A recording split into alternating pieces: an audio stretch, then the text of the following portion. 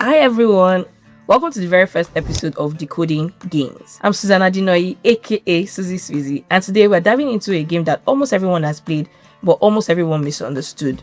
We're decoding Monopoly. It's the only game where people start off smiling and 2 hours later, nobody's talking to each other. Honestly, the game of Monopoly has ended more friendships and divided more families than it disputed will. For those who live under the rock, Monopoly is a classic board game by Hasbro for 2 to 8 players where players move around the board, they buy properties, build houses and hotels, and they try to bankrupt their opponents by charging them rents. It's basically capitalism. It's intriguing, it can be long, and somehow, rarely do people ever want to stop halfway. There's always that one person buying everything, the person borrowing, the person shouting, "This game is not fair." Most people think Monopoly is about money and financial literacy, and that's not wrong. But the thing is, Monopoly was never really about money. And here's the crazy part.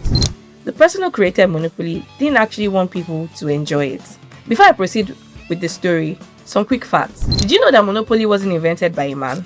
Elizabeth Maggie patented the original version in 1904. Decades before Parker Brothers bought it. Did you also know that the most expensive version of the game is made of 23 karat gold and precious stones like rubies, sapphires, full cut diamond worth about $2 million? Did you also know that during World War II, the British Intelligence Service MI9 smuggled real maps, compasses and files inside Monopoly boxes sent to prisoners of war in Germany to help them escape? I don't even know why they did not check.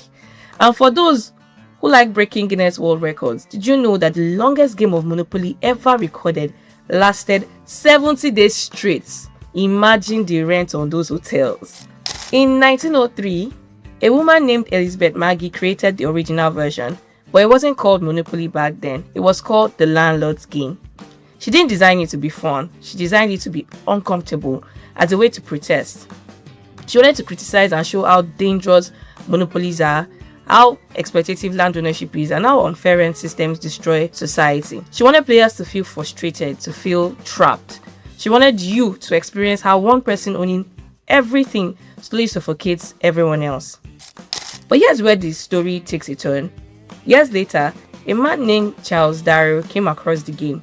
He copied the gameplay, redesigned the board, removed the warnings, and renamed it Monopoly after the very thing Elizabeth Maggie was criticizing. He took it to America, sold it as pure entertainment, and eventually sold the rights to Parker Brothers, now Hasbro. Elizabeth Maggie earned only $500 and no royalties for her invention, while Charles Darrow allegedly became the first game designer to become a millionaire. Which is ironic because that's literally the lesson of the game. Somehow, people ignored the warning, ignored the lesson, and fell in love with being the landlord. And this is funny because that's exactly how life feels like in Lagos right now. Like this skyrocketing housing and rent prices, frustration of power and infrastructure.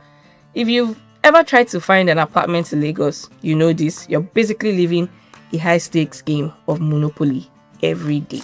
Today, people don't play Monopoly to understand inequality. They play it to dominate. For me, Monopoly is not only about money.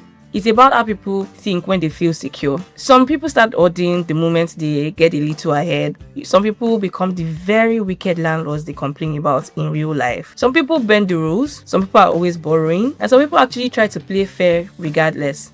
While some other people, they try to play fair until they realize that fair does not pay the rent. The game of Monopoly still teaches the lesson, right? Just not the one we think that we're learning. Because Monopoly teaches this uncomfortable truth. How you play when nothing is at stake is usually how you behave when everything is. So next time you're about to throw the dice, look across the table. Are you playing a game?